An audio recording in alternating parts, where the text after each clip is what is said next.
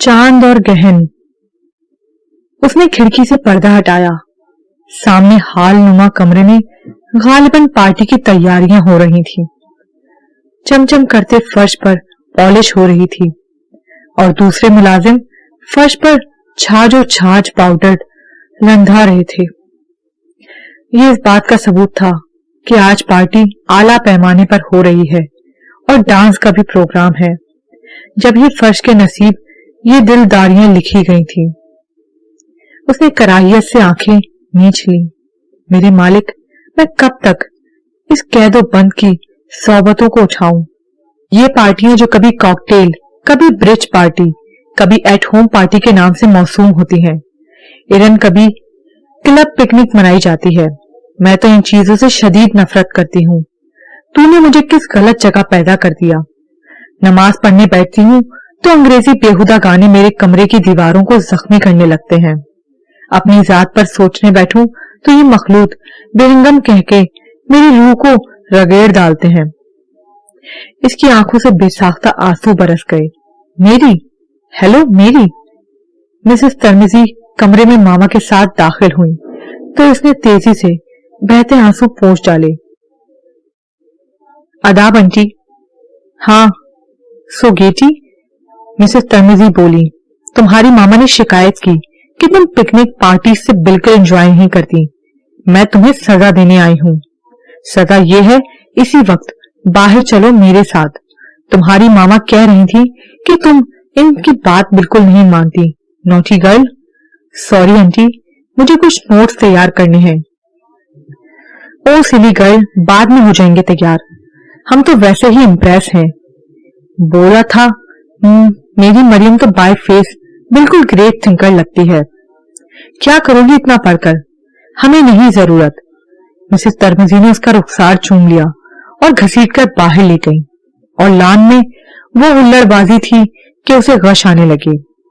आगा, ये मेरी बेटी है, मरियम, मरियम वकार। मामा एक अजनबी से उसका तारुफ करवा रही थी। ग्रे सूट में मलबूस आगा अब्बास गौरी ने उसके सरतापा को दिलचस्पी से देखा। हेलो मिस मरियम वकार। इतने सारे लोगों में वो वाहिद शख्स था जिसका नाम दोस्त और सलीके से लिया था, मगर उसकी आंखों की आवारा सी लपक ने उसे उससे भी कपीदा खातिर कर दिया। जी आदाब। वो उठ खड़ी हुई, एक लम्हे को रुकी, फिर लॉबी की तरफ बढ़ गई। सो चार्मिंग। आगा ने तारीफ की। थैंक यू आगा। मामा ने मुस्कुराकर शुक्रिया अदा किया। वो राजिया के साथ बुक स्टॉल से किताबें ले रही थी कि आगा अब्बास अपनी सियाह मस्ता से उतरता नजर आया। अरे, ये तो शहजादा मालूम देता है कहीं का। राजिया ने पर्स बंद करते हुए फिक्रा कसा। तब उसने माथे पर हजारों बल डालकर राजिया को घूरा। वो उसे गाड़ी से उतरता देख चुकी थी। Hello miss Maryam. वो इनके सर पर पहुंच गया। आदाब। वो तेजी से दुकान से बाहर आ गई। मुझे तो ऐसे घूर रही थी शहजादा कहने पर कि टांगे अभी तक कांप रही हैं। तुझे तो मजे से हेलो कहा उसने और खुद ने जवाब भी नहीं दिया। क्यों जी? भाई बेकार बातें ना करो, पापा के जानने वाले हैं, मेरे कुछ नहीं लगते। तुम्हें तो हर कोई शहजादा या हरकुलिस नजर आता है। थोड़ा मयार कम करो, ऐसा न हो कि ख्वाब टूट जाए और तुम्हारी दिली आरज़ू पूरी हो जाए। राजिया ने जलकर बात काटी। भाई मुझे ये बेकार की बातें करने का शौक नहीं, उसने जरा नर्म लहजे में कहा।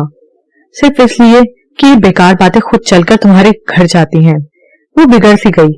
पागल, हर ऐरे गहरे पर नजर नहीं रखते, मिलेगा तो वही जो मुकद्दर में है। वो किताबें पिछली सीट पर फेंक कर बोली।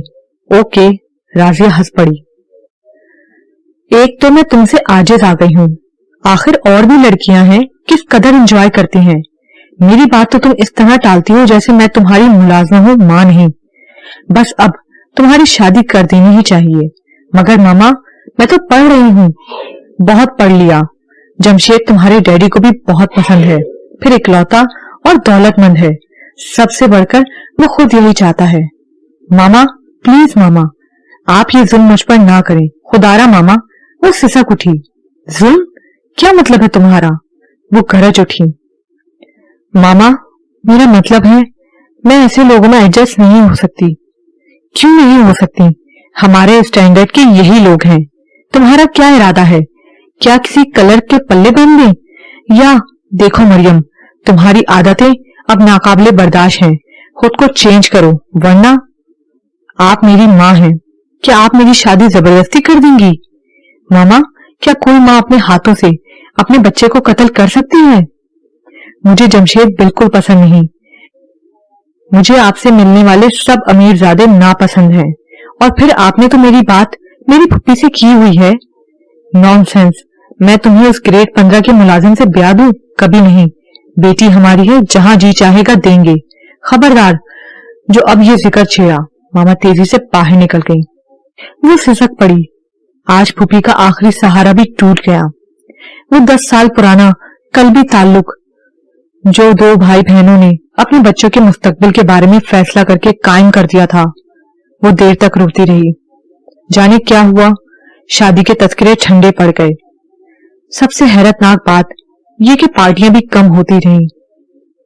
اب ماما 15 دن میں بیوٹیشن سے ملتی تھی، جبکہ پہلے ہر ہفتے جاتی تھی. وہ حیران ہو رہی تھی کہ کان کے پاس اس زور سے بم پھٹا کہ اس کی دنیا تہس نہس ہو گئی. وہ لائبریری سے آ رہی تھی. گھر میں گھستے ہی دوسرے کمرے سے اس نے سنا، جب گزشتہ سال کاروبار کا خسارہ ہو گیا تھا تب میں نے 1 لاکھ روپیہ قرض لیا تھا آفریدی سے، جبکہ میں نے اس کے 30,000 روپے پہلے بھی ادا نہیں کیے تھے جب یہ گھر بنوایا تھا، جب لیے تھے. میری سمجھ میں نہیں آتا بیگم. 3 سال میں اس نے خلوص کے دریا بہا دیے. پہلی بار اس نے جب مریم کا رشتہ مانگا تھا تو میں نے اسی وقت انکار کر دیا تھا. آفریدی مجھ سے 2 سال چھوٹا ہے. میں اپنی بچی پر یہ ظلم نہیں کر سکتا تھا. اور اب بیگم وہ کہتا ہے قرض جلدی ادا کرو یا مریم کا رشتہ دے دو. بیگم میں اس قدر پریشان ہو گیا ہوں کہ جی جاتا ہے خود کو شوٹ کر لوں. ہمت سے کام لے، ٹھیک ہو جائے گا سب کچھ. ماں کی آواز مرتاش سی تھی. کیسے ہو جائے گا؟ میرے اکاؤنٹ پہ صرف 30,000 روپے ہوں گے اب، جبکہ دوسری دفعہ کا خسارہ. میری کچھ سمجھ میں نہیں آتا. ایسا کیجئے کسی سے قرض لے کر آفریدی کو دفع کیجئے. سب سے بات کر چکا ہوں، کوئی 10,000 سے زیادہ دینے کو تیار نہیں. ادھر مریم کی شادی کی فکر ہے. آغا عباس نے چند ماہ مریم کا رشتہ مانگا تھا مگر میں نے اسے انکار کر دیا تھا، صفیہ کی وجہ سے کہ اسے زبان دے چکا ہوں. اب اس سے قرض کی بات کرتے ہوئے شرم محسوس ہوتی ہے، ورنہ اس سے کچھ امید تھی. نہیں آپ آغا سے ضرور بات کریں، ورنہ دوسری صورت میں. بیگم میری ایک بیٹی ہے، وہ بھی اس قدر فرما بردار. میں اسے دکھ پہنچانے کا تصور بھی نہیں کر سکتا. آفریدی تو کھلا بلیک میل کر رہا ہے. سوچ رہا ہوں گھر بیچ دوں. او گاڈ، ذرا سوچے تو صحیح. ہم نے کتنی چاہ سے گھر بنوایا ہے، اور پھر ہماری توہین الگ ہوگی، بات کا شوہرہ الگ ہو جائے گا. کمال کرتے ہیں آپ. تو پھر تم ہی بتاؤ کیا کروں؟ وہ بے بسی سے بولے. بس آپ کل فون کر کے آغا کو بلائیں، پھر اس سے بات چیت کے بعد دیکھیں گے. وہ اپنے لرزتے وجود کے ساتھ کمرے میں آ گئی. اب اسے واقعی پاپا پر ترس آ رہا تھا، ساتھ ہی غصہ بھی کہ پیسہ خرچ کرنے میں ذرا بھی احتیاط نہیں کرتے. جو ماما نے کہا وہ تو ضرور ہونا ہے. انہیں شاہ خرچیوں نے یہ دن دکھایا ہے. اف، پتہ نہیں یہ آغا عباس کیا جواب دیں گے. نیند اس کی آنکھوں سے بھی اڑ گئی. فطرتاً حساس جو تھی، وہ کچن میں ملازم سے صفائی کروا رہی تھی کہ پاپا کی آواز آئی. اوہ نو آغا، ہم نے تو اپنے غرض کے لیے یاد کیا تھا. آئیے ڈرائنگ روم میں آئیے. بیگم چائے کا کہہ دیجئے. ماما کچن کے دروازے پر ہی آرڈر دے کر رخصت ہو گئی. تب وہ ملازم کی ضروری ہدایت دے کر ڈرائنگ روم کے دروازے سے کان لگا کر کھڑی ہو گئی. تو یہ بات ہے وقار صاحب. آغا کی خوبصورت آواز کمرے میں گونج گئی. دراصل آغا، میں شراکت دار ہوں، ذاتی فرم کا مالک نہیں، لیکن اس مرتبہ منافع کی امید بہت زیادہ ہے. میں کوشش کروں گا کہ جلد ادا کر دوں. وقار صاحب 10 لاکھ روپے کی بات ہے، 150-200 کی نہیں، جبکہ میں بھی کاروباری آدمی ہوں اور دھوپ چھاؤں کے مقابلے پر رہتا ہوں. تو اس کا مطلب ہے، ماما نے مایوسی سے کچھ کہنا چاہا. ओ नो मिसेस वकार, एक बात है, अगर आप उसे मेरे ज़र्फ और किरदार की कसौटी ना बना लें तो अर्ज करूं। हाँ हाँ, क्यों नहीं, पापा ने जल्दी से कहा। आपको याद है वकार साहब, मैंने 2 मर्तबा आपकी बेटी का रिश्ता मांगा था, मगर आपने इनकार कर दिया था। मैं मजबूर था आगा साहब, वरना कभी इनकार न करता, बल्कि मुझे तो खुशी होती, मगर पापा का लहजा शर्मिंदा था। वकार साहब, आज मैं तीसरी बार आपसे आपकी नेक सीरत बेटी का तालिब हूँ। जी? पापा ने हैरान होकर कहा। मगर हम तो बात कर रहे थे कर्जे की। जी, अभी भी वही बात जारी है, मगर जरा देरी हो गई है। आगा का लहजा मध्यम था, बस समझा नहीं। पापा वाकई हैरान थे। वकार साहब, अगर आप अपनी साहबजादी मरियम का रिश्ता देना कबूल कर लें तो मैं आपको 10 लाख रुपए दे सकता हूँ, अपनी तहरीर के साथ, कि जब चाहें वापस करें या खुदा ना करे। मकसद ये नहीं कि आपसे कीमतन कोई शय तलब कर रहा हूँ, बल्कि वकार साहब यकीन कीजिए, मैं मरियम से बहुत मुतासिर हूँ, और यूं समझिए कि जितने जरूरतमंद आप हैं उतना ही मैं, और यूं समझिए कि जितने जरूरतमंद आप हैं उतना ही मैं। आगे मरियम से सुना ना गया। हूँ, बड़े लोगों के बड़े दाव पेच हैं, मैं अपनी जान दे सकती हूँ, मगर वो कमरे में आकर फूट फूट कर रो दी। जिसे देखो गर्ज से बात कर रहा है, मेरे ही घर में मेरी कीमत लग रही है। पापा मामा ऐसे बैठे हैं जैसे कोई बात ही नहीं हुई। हूँ, इनके ऐशो आराम में गर्क नहीं आना चाहिए। तभी मामा अंदर आ गईं। उसे रोता देखकर समझने में देर न लगी कि वो सब सुन चुकी है। मरियम बेटे, तुम्हारे पापा ने आगा का रिश्ता कबूल कर लिया है, परसों तुम्हारा निकाह है। बड़ी खामोशी से। मामा, रिश्ता कबूल किया है या मुंह मांगी कीमत ली है? मैं नहीं करूंगी आगा वागा से शादी। मुझे आपके ये स्टैंडर्ड दोस्त एक आंख नहीं भाते जो हर शय के तोल जर से करते हैं। मरियम आगा कोई मामूली इंसान नहीं, हमारे लिए तो किसी फख्र से कम बात नहीं कि वो हमारा दामाद बने। वो तो तुम्हारे पापा ने सफीना की वजह से इनकार कर दिया था। अगर मुझे इल्म होता कि आगा ने तुम्हारा रिश्ता मांगा है तो मैं पहले ही हाँ कर चुकी होती। वो तो तुम्हारे पापा का दिमाग खराब हो गया था, वरना। और अब तो हमारी मजबूरी है। देखो मरियम, तुम्हारे पापा बहुत परेशान हैं। अगर तुमने उन्हें मजीद परेशान किया तो वो खुदकुशी कर लेंगे या इस बूढ़े आफरीदी से तुम्हारी शादी कर देंगे। आगा हर लिहाज से बेहतरीन इंसान है। जी हाँ, जिसका अमली मुजाहरा वो अभी अभी करके गए हैं, वो तंजिया बोली। उससे तो ये अंदाज़ा होता है कि वो दिल से यही चाहता है। अब उसने मौके से फ़ायदा उठाया है। ये तुम्हारी खुशकिस्मती है, वरना एक से एक लड़की आगा को मिल सकती है। तुम्हारे पापा ने कहलवा दिया है, परसों शाम 6 बजे तुम्हारा निकाह है। आगा और इनके 2 दोस्त होंगे बस। वो तेज़ी से बाहर निकल गईं, फिर एकदम इसी तेज़ी से अंदर आईं और बोली, अगर तुम अपनी सहेलियों को बुलाना चाहती हो तो फ़ोन कर दो। ओके।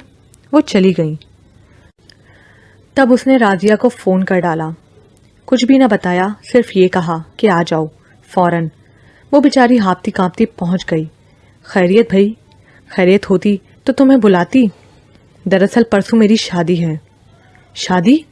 राजिया के मुंह से चीख निकल गई। मगर घर में तो कोई आसार नहीं। अच्छा खैर, किससे हो रही है? जाहिर है मैं लड़की हूँ, किसी मर्द से ही होगी, उसने तरखे हुए अंदाज में कहा तो राजिया खिसिया गई। मेरा मतलब है, क्या नाम है दूल्हे का? उसका नाम ताजिर है, वो सपाट लहजे में बोली। हैं? ताजिर है? बड़ा ही जुदागाना नाम रखा है उनके वालिदैन ने। अगर वो तिजारत करते हैं तो इसमें बासमी ठहरे। राजिया ने हस्बे आदत मजाक किया, मगर इसके मूड को देखकर संजीदा हो गई। लगता है तुम खुश नहीं हो। क्या वो तुम्हारे कज़न हैं?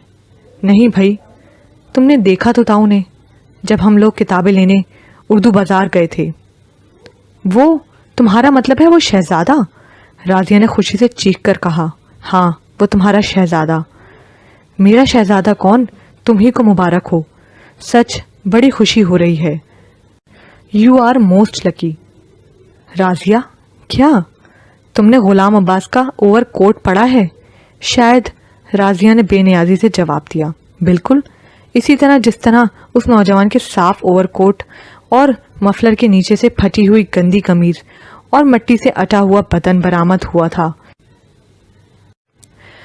उसी तरह से बाज उजले इंसान अंदर से गलीज, गंदे और आलूदा मिलते हैं।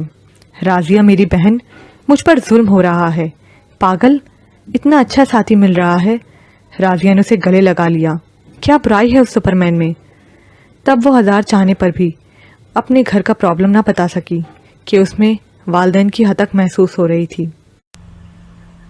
इन 2 दिनों में तो उसने आंसुओं के दरिया बहा दिए। मामा ने तो अपनी बेनियाजाना तबीयत के ऐन मुताबिक कोई नोटिस ना लिया, मगर वकार साहब अपने दिल पर बोझ लिए हुए थे। उसका रोना धोना उन्हें शर्मिंदा किए दे रहा था। जब निकाह के कागजात सामने करके कहा गया, लो बेटी यहाँ साइन कर दो, तब एक लम्हे को उसका वजूद तूफान की जद में आ गया। ओ मेरे खुदा! पागल मत बनो मरियम, राजिया ने उसके कान में सरगोशी की और उसने ऐसी कैफियत में साइन किए जैसे किसी का बगैर इंजेक्शन दांत निकाल दिया गया हो। आगा अब्बास बहुत बहुत मुबारक हो। वकार साहब आपको भी। मुख्तलिफ आवाज़ें उसके कानों में पड़ रही थीं। सब लोग मरियम समेत ड्राइंग रूम में ही थे। निकाह के बाद डिनर था, कुल 7-8 आदमियों के लिए। दूल्हा का एक दोस्त था, दूसरा छोटा भाई था। वो आगा अब्बास के पहलू में ही बैठी हुई थी और उनका छोटा भाई तस्वीर उतार रहा था। और डिनर के बाद वो खामोशी से उसे रुखसत कराकर ले गए। वो बहुत खामोशी से गाड़ी चला रहे थे। आप यकीन कर सकती हैं आज मैं किस कदर खुश हूँ। मुझे कोई ज़रूरत नहीं यकीन करने की, ये आपका ज़ाती मामला है, उसने धीमी और तर्श आवाज़ में कहा। वो शायद इसकी आवाज़ के ज़ीरो बम को ना समझ सके। खुश दिली से हंसे। क्यों भाई, आपको सबसे ज़्यादा हमारी ज़ातियत में दखल अंदाजी का हक है। और बीवी तो, आगा साहब मुझे बीवी कहकर मेरी मज़ीद तौहीन मत कीजिए। बीवी और ज़र ख़रीद में बहुत फ़र्क होता है। जी? उन्होंने एक झटके से गाड़ी रोक दी। क्या वकार साहब ने? जी नहीं, वो शायद सारी ज़िंदगी मुझसे ये बात करने की हिम्मत ना कर पाते। मैंने खुद अपने कानों से आपकी मुहज़्ज़ब गुफ्तगू सुनी है। मरियम, बिलाशुबा ये सब सच है, मगर मैं मजबूर था। अगर मुझे इससे भी ज़्यादा गलत कदम उठाकर आपको हासिल करना पड़ता तो शायद मैं वो ही करता। कि मुझे बीवी चाहिए थी, शोपीस नहीं, और मैंने पहली बार आपको देखकर प्रपोज किया था, मगर वकार साहब ने इनकार कर दिया था। जब आपको दोबारा उर्दू बाज़ार में देखा तब मैंने वकार साहब को फ़ोन किया था। उन्होंने कहा कि आप अपने कज़न से मंसूब हैं। तब मुझे बहुत शौक़ पहुंचा था और अब इस बार बाजी पूरी आपके हाथ में थी। मरियम ने बात काट दी। मैं अपने लबो लहजे पर माफ़ी चाहूँगी क्योंकि मेरी अपनी कोई हैसियत नहीं है, मगर आप फिक्र ना करें, मैं एक कनीज़ से बढ़कर आपकी खिदमत करूँगी। मरियम, प्लीज़ मरियम, इस किस्म की बातें ना करें। मेरे दिल में आपकी बहुत कदर है, आगा ने नहायत संजीदगी से कहा और गाड़ी चला दी। आइए, उन्होंने गाड़ी रोक दी। ये रहा आपका गुज़र। वो दरवाज़ा खोले खड़े थे। वो भारी गरारा सूट और जेवर से बेजार बाहर निकल आई। मुलाजमा ने स्वागत किया। दुल्हन तो बहुत खूबसूरत है मालिक, बहुत बहुत मुबारक हो। मालिक, मैं देर से रास्ता देख रही थी। इन्हें कमरे में ले जाओ, आगा ने मुलाजमा से कहा। मैं ज़रा भी आता हूँ, एक ज़रूरी फ़ोन करना है।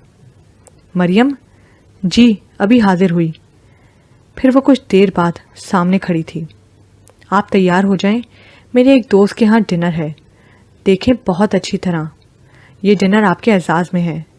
बहुत बेहतर। वो हौले से कहकर मुड़ गई। सुने, अगर आप वो नीली साड़ी पहने तो बहुत अच्छा होगा। जी बेहतर। देखें पूरे 7 बजे तक। ओके। बिल्कुल, सब काम आपके हुक्म के ऐन मुताबिक होंगे। इतना कहकर वो तेज़ी से पलट गई। क्या सर में दर्द है? जी। ये टैबलेट खा लें। जी बेहतर। ज़रा मेरे कपड़े निकाल दें, आज ज़रूरी मीटिंग है। वापसी पर शाम को आउटिंग पर चलेंगे। ठीक है, जो आप मुनासिब समझें। कुछ आप भी मुनासिब समझ लिया करें। वो हल्की सी खफगी से बोले। जी अच्छा। मरियम, मरियम, खुदारा, یہ کیا کسی فرمانبردار ملازم کی طرح جی اچھا جی بہتر کرتی رہتی ہیں؟ میں آپ کی ان حرکتوں سے عاجز آ گیا ہوں، معافی چاہتی ہوں۔ مگر ایاز وارث تخت و تاج ہونے کے باوجود ایک لکڑی کا صندوق روزانہ کھول کر دیکھا کرتا تھا، کیونکہ اس میں وہ کپڑے تھے جو وہ غلامی کی دور میں پہنا کرتا تھا، اور وہ لباس روزانہ اس لیے دیکھا کرتا تھا کہ اسے اپنی حیثیت یاد رہے کہ وہ پہلے کیا تھا۔ مریم فار گاڈ سیک، آغا نے جھنجلا کر کہا۔ آغا آپ جانتے ہیں ایک خود مختار عورت کی کیا شان ہوتی ہے؟ جب وہ ایک بیٹی کی حیثیت سے باپ کے گھر میں ہوتی ہے تو اس کا الگ رنگ ہوتا ہے، جب اس کی ایک ایک ادا میں بے نیازی اور خود اعتمادی ہوتی ہے، ذرا سی ناانصافی پر ماں سے لپٹ کر رونے والی، باپ سے شکوہ کرنے والی، اس لیے کہ اسے اپنے انمول ہونے کا احساس ہوتا ہے۔ اور آغا صاحب، جب کسی نازو پلنے والی کی قیمت لگا دی جائے تو اس کی جذباتی اور روحانی موت واقع ہو جاتی ہے۔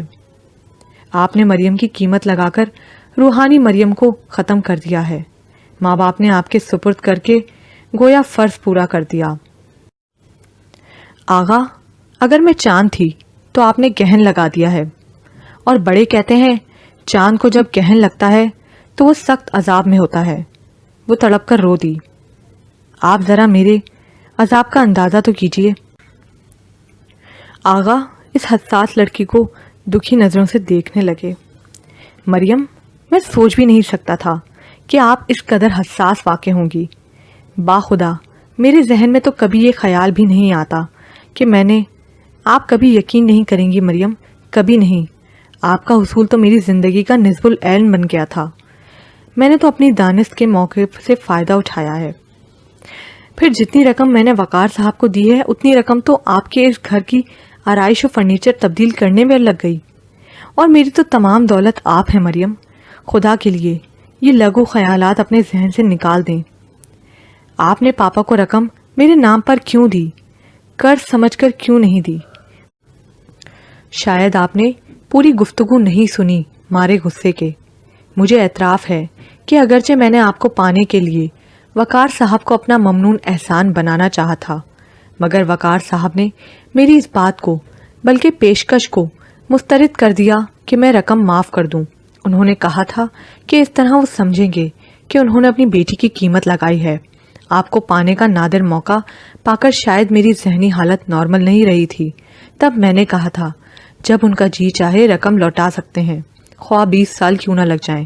یہ بات انہوں نے مان لی تھی۔ مریم، میں نے آپ کے والد سے منت کر کے آپ کو مانگا ہے، جبکہ آپ کو پانے کے مطالبے پر وہ بھی مجھ سے نالا ہو گئے تھے۔ شاید آپ کو اپنی اہمیت کا اندازہ نہیں۔ دراصل آپ میں بے یقینی کی کیفیت پائی جاتی ہے۔ وہ کون سا شخص ہے جو آپ جیسی خوبصورت اور نیک سیرت تعلیم یافتہ لڑکی کو پانے کی آرزو نہ کرے، وہ بھی اس بے لگام سوسائٹی کا؟ میں نے مانا کہ میں بھی اس سوسائٹی کا فرد ہوں اور اسی کے جلن بھی چلا ہوں، مگر خواہشات پا لینے کے بعد خوب ترقی و تجسس جو میرا انسانی حق ہے۔ مریم، میں آپ کی اس جی حضوری سے عاجز آ گیا ہوں۔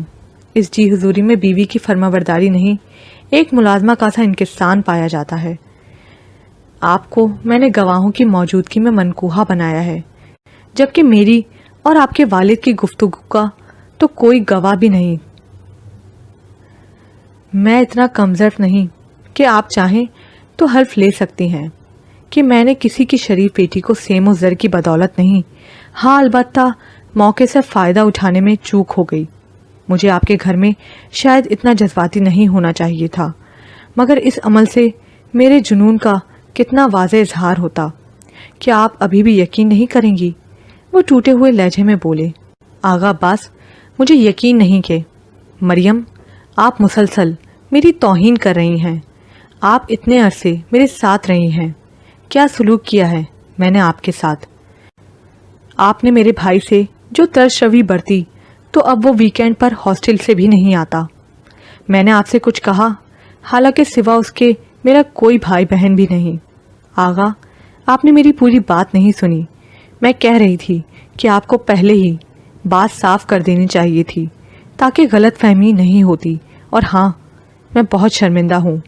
آپ آغا رحمان کو فون کر کے بلائیں، میں ان سے بھی معذرت کر لوں گی کہ وہ میرے واحد سسرالی ہیں۔ مریم، جی، اب تو چاند پر گہن کا عذاب نہیں۔ آغا، وہ مسکرا پڑی۔ میں پھر نہایت شرمندگی کے ساتھ اعتراف کرتا ہوں کہ موقع سے فائدہ اٹھانے میں نے سخت بے احتیاطی کی، کیونکہ میں آپ کو اغوا کرنے کی ہمت نہیں رکھتا تھا، اس لیے یہ سب ہو گیا۔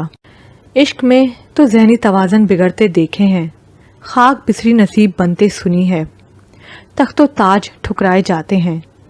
مجھ سے بڑی عجلت و بیقراری میں چوک ہوئی۔ اس غلطی کو غلطی نہ کہیے، میرے جذبات ناپنے کا پیمانہ نہ بنا لیجیے۔